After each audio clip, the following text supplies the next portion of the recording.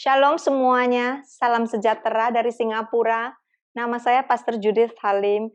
Terima kasih Pastor Jimmy Untoro yang sudah mengundang saya di IFGF Conference.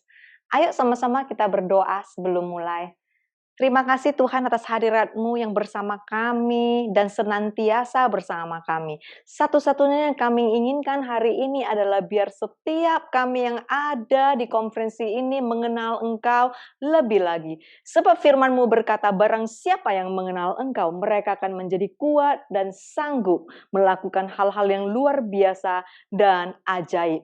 Itulah satu-satu keinginan setiap kami yang hadir di sini. Dan di dalam nama Tuhan Yesus yang begitu luar biasa dan dahsyat, sama-sama yang percaya kami katakan, amin.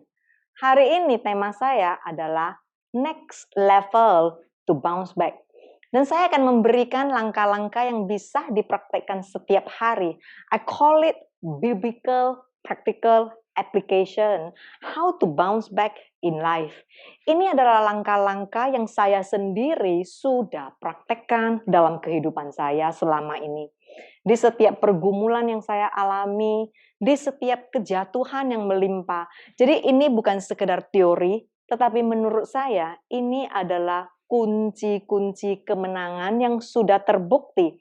Dan di sini saya berharap saya juga bisa membagikan langkah-langkah yang akan membawa kemenangan bagi kehidupan saudara. Ayo sama-sama kita lihat Daniel pasal 3 ayat 16 sampai 19. Firman Tuhan berkata, lalu Sadrak, Mesak, dan Abednego menjawab Raja Nebukadnezar, tidak ada gunanya kami memberi jawab kepada Tuanku dalam hal ini. Jika Allah kami yang kami puja sanggup melepaskan kami, maka Ia akan melepaskan kami dari perapian yang menyala-nyala itu dan dari dalam tangan-Mu, ya Raja. Tetapi seandainya Dia tidak, hendaklah engkau mengetahui, ya Raja, bahwa kami tidak akan memuja dewamu dan tidak akan menyembah patung emas yang engkau dirikan. Sewaktu Sadrak, Mesak, dan Abednego menghadapi ancaman kematian, situasi yang sangat buruk dan menakutkan. Bayangkan saudara, ibaratnya 5 menit berikutnya mereka akan dilempar di dalam api yang berbara-bara. Karena kemarahan Nebukadnezar terhadap mereka, bahkan perapian itu dibuat 7 kali lebih panas dari biasa. Dan tentara yang mengangkat mereka bahkan terbakar di dalam nyala api yang begitu panas. Mereka pada saat ini harus mengambil keputusan tegas, di mana mereka harus memilih tunduk memuja dewa Nebukadnezar atau tetap setia kepada Adonai. Lalu apa pilihan mereka? Jikalau mereka memilih memuja dewa Nebukadnezar, mereka akan hidup. Tetapi jikalau mereka memilih untuk tetap setia kepada Adonai, mereka akan kehilangan kenyamanan, bahkan nyawa mereka. Artinya mereka akan mati. Saudara, mereka memilih dengan tegas. Tidak kompromi. Apapun situasi mereka pada saat itu, they make a decisive decision to remain faithful till the end. Mereka memilih untuk taat. Mereka memilih untuk menghormati Tuhan daripada kenyamanan dan perlindungan mereka sendiri. Dan inilah yang mereka katakan kepada Nebukadnezar. Kami percaya Allah yang kami puja akan melepaskan kami. Tetapi seandainya Dia tidak. Saudara, banyak sekali Kristen berhenti di setengah jalan. Apa maksud saya? Banyak sekali Kristen gagal fokus. Maka hidup mereka masih dibelenggu oleh rasa galau, ketakutan, stres, depresi. Artinya no breakthrough. Sebab fokus mereka terletak pada Allah yang kami puja akan melepaskan kami. Jadi yang difokuskan adalah akan melepaskan kami. Akan melepaskan aku. Aku. Itu adalah fokusnya. Mukjizatku. Artinya ada yang ngotot. Pokoknya aku deh. Aku yang harus sembuh. Aku yang harus makmur. Aku yang harus sukses. Contoh, jikalau anakku yang dilahirkan cacat harus jadi sembuh. Pada saat kita ada di dalam posisi seperti ini, saudara, kita tidak akan menang. Kita akan selalu hidup dalam ketakutan, antisipasi. Kita bahkan akan selalu berkata dan bertanya-tanya kepada Tuhan. Kapan Tuhan? Kapan Tuhan? Ada yang bahkan menjadi marah kepada Tuhan. Kenapa Tuhan? Kenapa Tuhan? Kita bahkan kadang-kadang juga akan selalu mendengar suara-suara intimidasi yang satu ini yang akan membuat kita jatuh di dalam depresi ataupun tawar hati. Suara-suara semacam apa yang saya sebutkan? What if? Bagaimana jika engkau sakit? Bagaimana jika engkau tidak sembuh? Bagaimana jika engkau bangkrut? Suara-suara intimidasi seperti ini akan membuat kita semakin gentar, semakin khawatir, semakin depresi, bahkan hidup dalam ketakutan. Pola pemikiran saudara harus berubah sesuai dengan kebenaran firman Tuhan. Terlalu banyak Kristen mempunyai konsep pemikiran yang salah dan belajar hal-hal yang salah oleh keinginan kedagingan mereka masing-masing. Dengar baik-baik, saudara. Kita harus sadar Tuhan tidak pernah menjanjikan mukjizat selalu terjadi. Tetapi Tuhan menjanjikan kemenangan buat setiap umatnya yang percaya. Mukjizat itu milik Tuhan. Artinya, suka-sukamu Tuhan. Tetapi kemenangan itu milik kita. Yang sudah dijanjikan kita sebagai umat yang lebih dari pemenang. Jadi saudara, jangan gagal fokus. Jangan fokus mukjizat terus kalau kita mau hidup menang. Saudara sadar, kita belum tentu menang pada saat kita mendapatkan mukjizat. Ada orang yang mendapatkan mukjizat, tetapi akhirnya kehidupan mereka jatuh di dalam dosa dan tidak bertobat. Sama seperti yang sudah firman Tuhan ajarkan kepada kita. Sewaktu Tuhan Yesus menyembuhkan 10 orang yang kena penyakit kusta, cuman satu yang balik, bersujud, dan menyembah Dia. Saudara bisa melihat perbedaan. Mukjizat belum berarti kemenangan. Tetapi hidup menang adalah hidup yang penuh dengan keajaiban dan mukjizat. Amin. Bagaimana kita bisa mendapatkan kemenangan ini? Ayo kita belajar dari Sadrak, Mesak, dan Abednego. Setiap kita tahu kisah ini. Akhirnya mereka tidak terbakar. Bahkan baju mereka tidak ada bau asap api. Dan mereka mendapatkan mukjizat. Tetapi saudara, kita bisa sama-sama lihat dan pelajari sebetulnya Mereka bahkan sudah mengalami kemenangan sebelum mukjizat terjadi di dalam kehidupan mereka. Pada saat mereka berkata, kami percaya Allah yang kami puja akan melepaskan kami. Tetapi seandainya dia tidak. Lihat saudara, fokus mereka terletak pada seandainya dia tidak. Fokus mereka terletak terhadap dia, bukan aku. Artinya, ultimate trust. It's all about him. Saudara bisa melihat perbedaannya di sini. Pada saat mereka tidak kompromi, tidak menyerah kepada situasi dan kondisi mereka. Tidak takut, tidak gentar, tetapi mereka memilih dengan tegas. And they settle in their heart. Dan berkata, even if, instead of what if, they bounce back.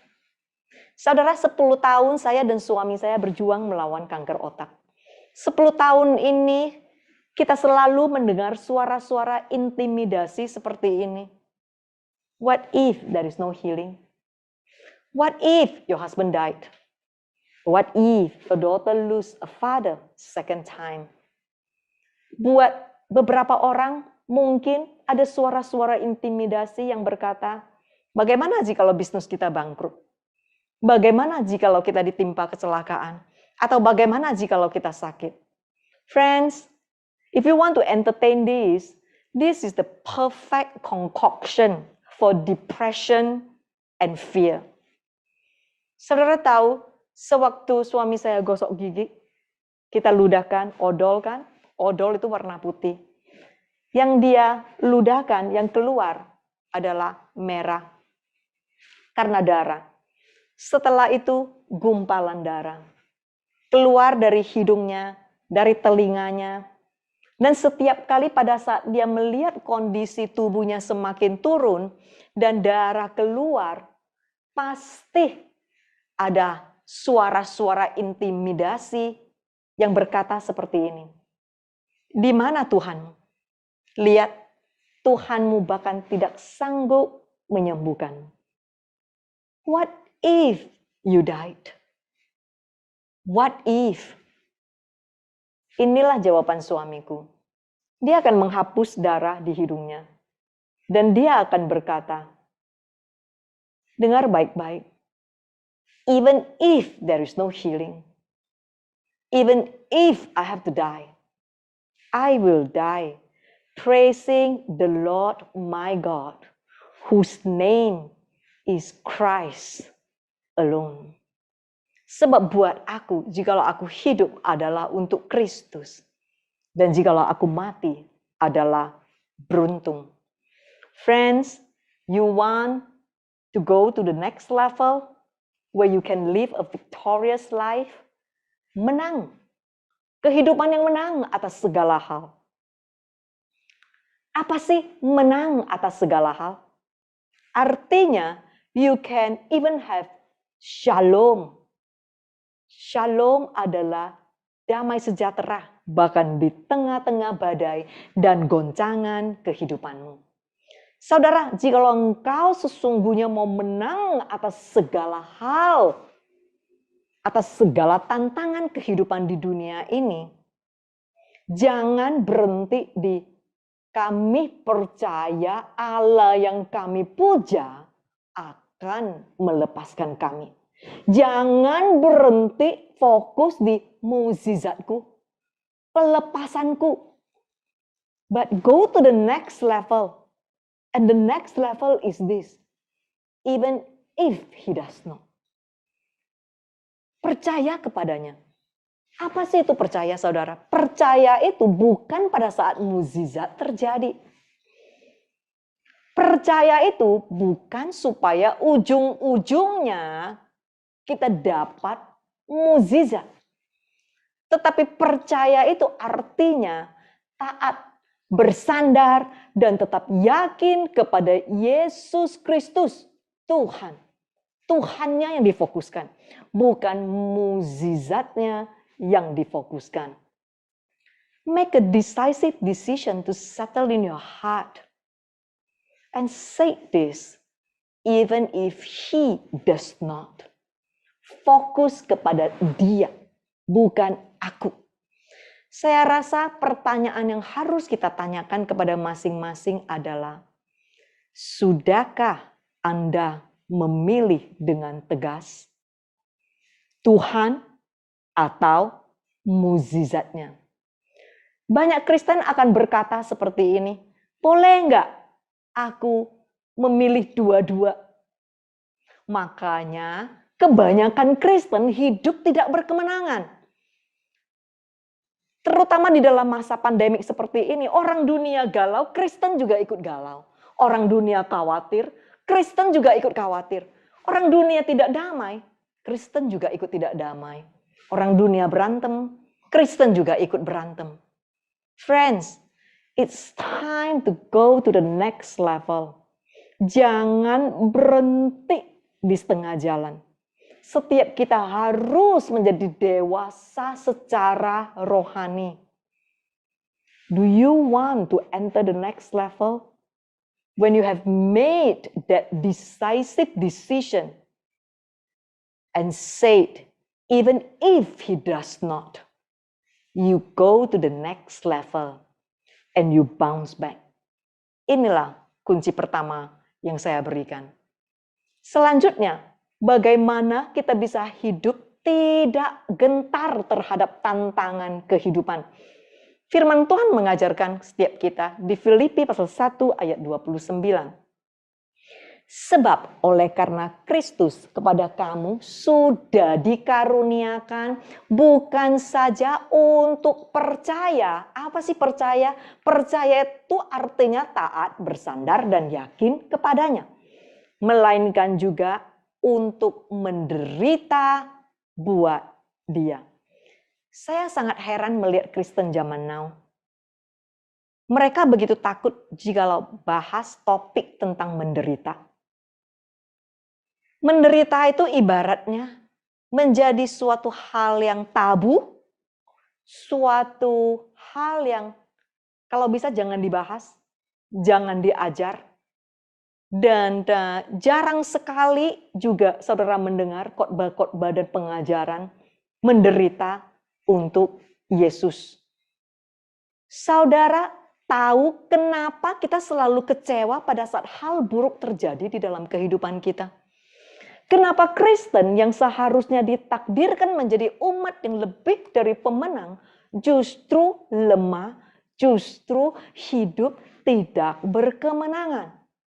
Sebab mental kita adalah mental yang takut menderita. Bukan cuma itu, ditambah pula dengan janji-janji manusia yang tidak sesuai dengan firman Tuhan. Friends, you know, man overpromise us what God did not promise us. Manusia menjanjikan kita seperti ini. Pokoknya ikut Tuhan deh. Pasti hidupmu makmur. Pasti semuanya serba lancar. Pasti engkau akan sembuh. Saudara, jikalau saudara baca firman Tuhan, jikalau saudara sadar, itu tidak ada di firman Tuhan. Ditanya, siapa yang mau mendapatkan mukjizat Tuhan? Ayo angkat tangan. Ya dimanapun saudara berada, siapa yang mau mendapatkan mukjizat Tuhan? Angkat tangan. Oke, saya tanya sekali lagi ya. Coba saya tanya. Siapakah yang bersedia menderita demi Yesus? Ayo angkat tangan. Ada? Ada enggak?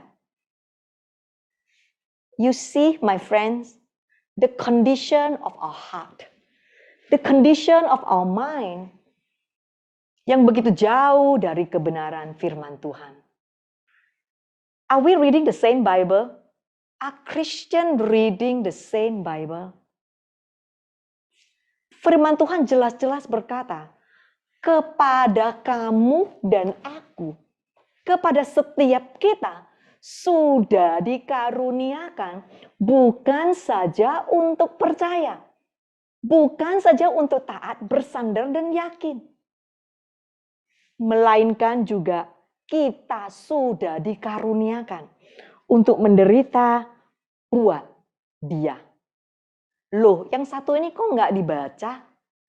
Yang dibaca semuanya yang enak-enak doang. Tapi nggak ada yang di sini. Pasti nggak ada yang di IFGF. Ya, adanya di tempat lain. Makanya kita harus jaga makanan. Kalau makan itu harus yang benar. Biar nggak jadi penyakit, saudara. Contoh, kalau kita itu kesukaannya jeroan terus ya. Atau yang manis-manis terus. Bahaya, saudara. Kalau manis terus, makanannya gula terus, hati-hati bisa jadi Kristen diabetes. Dan kalau udah diabetes, malah tidak berjaga-jaga lagi. Itu akhirnya kita akan menjadi Kristen yang pincang secara rohani. Makanya banyak sekali Kristen pincang rohani dan mereka tidak pernah masuk di tanah perjanjian yang sudah Tuhan berikan kepada mereka. Saudara, kalau menderita karena kelakuan dan konsekuensi dari perbuatan kita masing-masing, ya itu namanya, kata orang Medan, bohot. Tapi kalau menderita demi Kristus, itu adalah berkat dan kemenangan. Oleh karena itu, jangan takut menderita jikalau itu demi Kristus. Sebab engkau akan melihat the grace of God, penyertaan Tuhan, kemuliaan Tuhan, kekuatan Tuhan di tengah-tengah penderitaanmu. Dan engkau akan belajar lebih mengenal siapa Tuhan. 1 Petrus pasal 3 ayat 14. Firman Tuhan berkata, tetapi sekalipun kamu harus menderita juga karena kebenaran, kamu akan diberkati. Artinya, hidupmu akan berbahagia. Dan hidupmu adalah suatu kehidupan yang patut ditiru. Sebab itu, janganlah kamu takuti apa yang mereka takuti.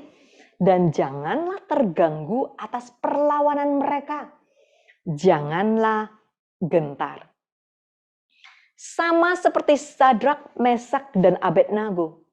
Biarpun aku harus menderita, dilempar dan dibakar di dalam perapian, asalkan untuk Kristus aku siap.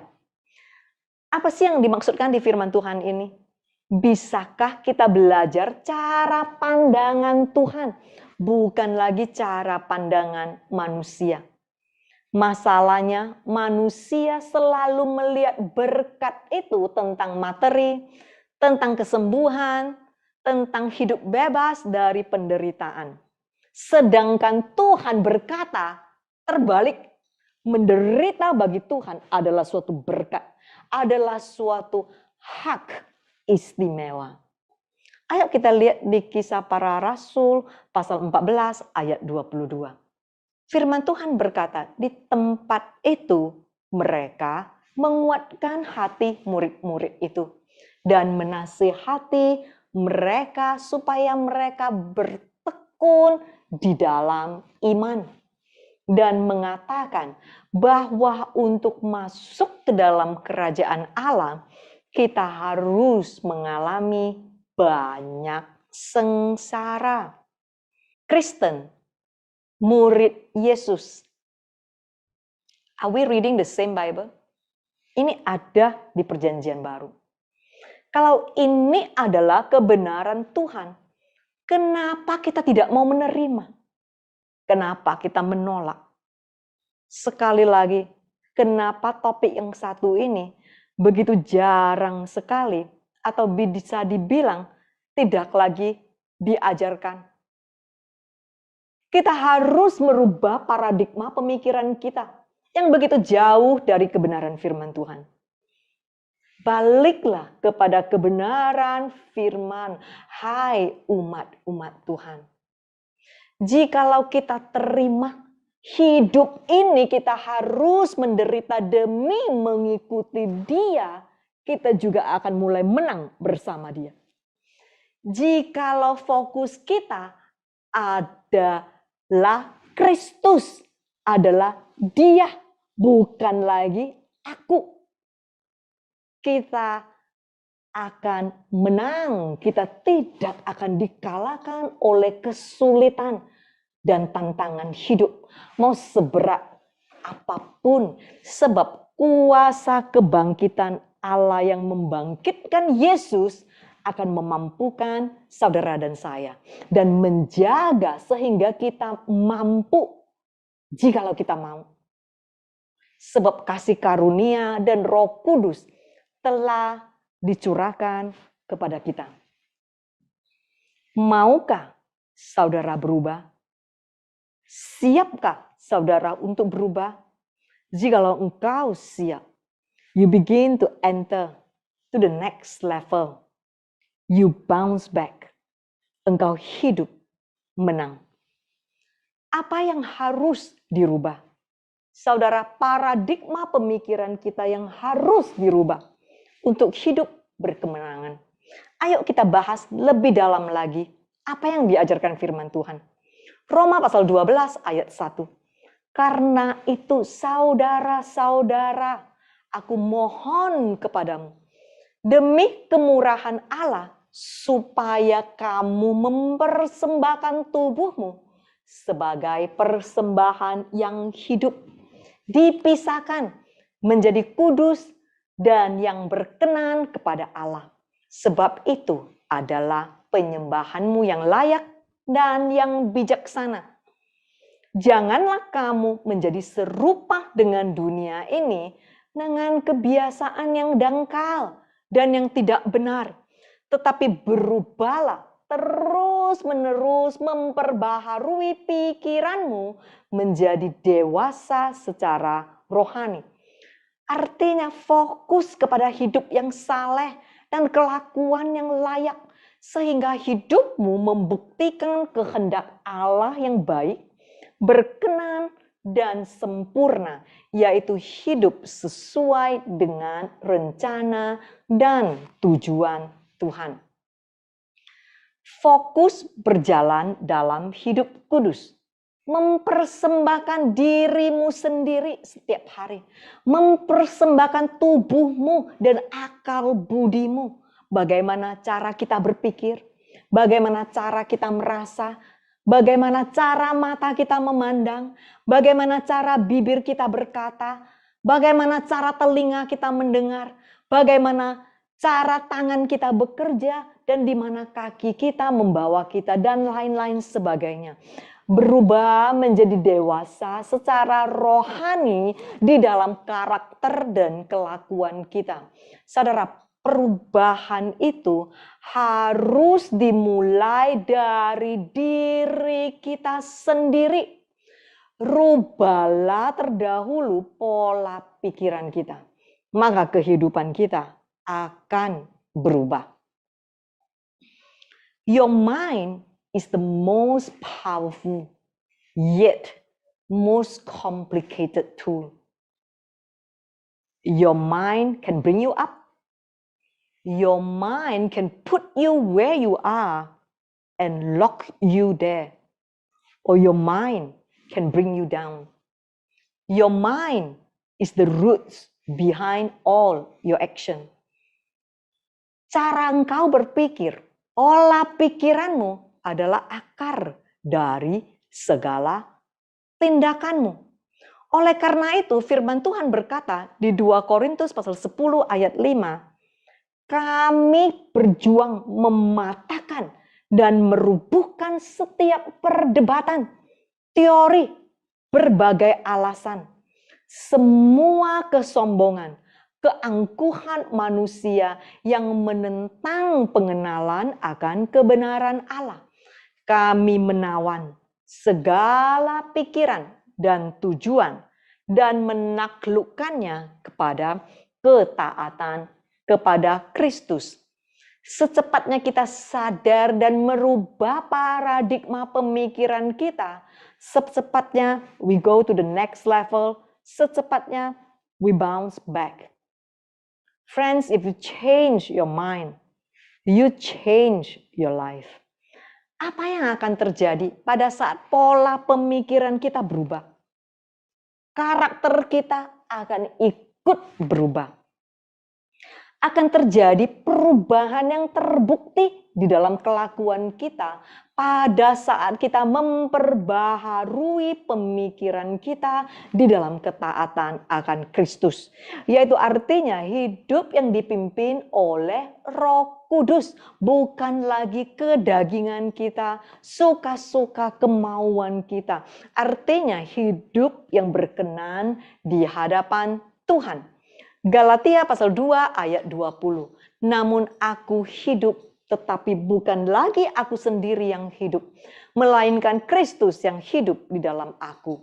Dan hidupku yang kuhidupi sekarang ini di dalam daging adalah hidup oleh iman. Artinya hidup yang taat, bersandar dan yakin sepenuhnya dalam Anak Allah yang telah mengasihi aku dan menyerahkan dirinya untuk aku.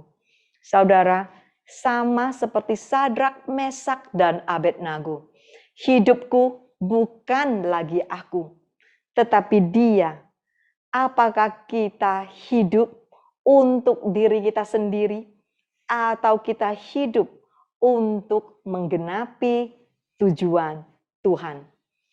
Berserahlah sepenuhnya kepada Tuhan. Itu adalah jalan satu-satunya. Kita harus berhenti ngotot kepada Tuhan. Apa yang kita mau, sebaliknya mulai taat kepada apa yang Tuhan mau. Instead of always saying, why me? Can we start saying, be it unto me? Ayo kita lihat di Galatia pasal 5 ayat 24 sampai 25. Barang siapa menjadi milik Kristus Yesus, ia telah menyalibkan daging dengan segala hawa nafsu dan keinginannya. Jikalau kita mengaku kita hidup oleh Roh Kudus, artinya pribadi yang berintegritas, karakter yang saleh, hidup yang berani menegakkan kebenaran, baiklah hidup kita juga dikuasai oleh Roh Kudus. Apa sih artinya, saudara? Artinya ada suatu perubahan yang terbukti di dalam pertobatan kita. Contoh, jikalau kita dulu sukanya emosi terus, jikalau dulu kita sukanya tersinggung terus, berantem terus, atau kebiasaan yang lain, contoh merokok, judi, nonton pornografi. Jikalau dulu kita punya kebiasaan buruk seperti itu, kita tidak lagi melakukan hal-hal demikian. Pada saat kita mengaku kita hidup dipimpin oleh Roh Kudus, yaitu kehidupan yang merefleksi karakter Kristus, harus ada terjadi suatu perubahan yang terbukti. Tapi dengar baik-baik, saudara, bukan dengan kekuatan kita sendiri.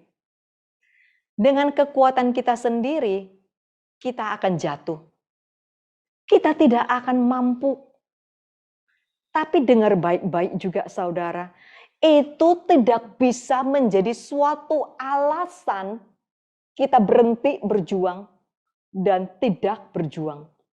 Perjuangan kita adalah sebetulnya perjuangan di antara mau atau tidak, bersedia atau tidak.